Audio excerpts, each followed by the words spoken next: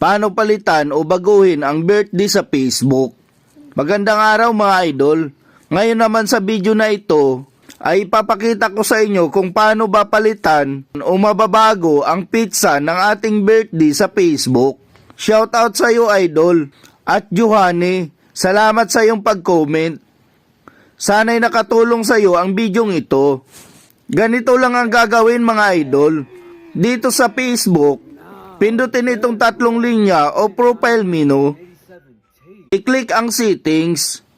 Itong gear icon dito sa taas. Then click Meta Account Center. Pagkatapos, piliin itong personal details.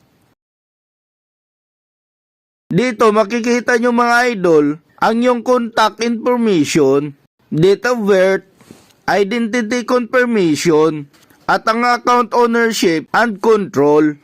Dito nyo sila pwedeng palitan o baguhin mga idol. Since birthday ang topic natin ngayon, tap natin itong date of birth at pindutin itong edit. I-set up nyo na ngayon dito mga idol ang pizza ng iyong birthday. Una yung araw, buwan at taon.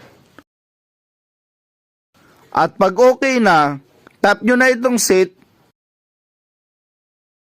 at i-click ang save. Double check nyo kung tama yung date dito mga idol bago nyo i-click ang confirm. Your date of birth has been updated. As you can see mga idol, na bago na ang araw ng birthday.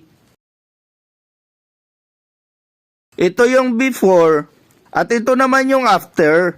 Ganun lang kadali mga idol ang step para mapalitan o mabago ang date of birth natin sa ating Facebook account.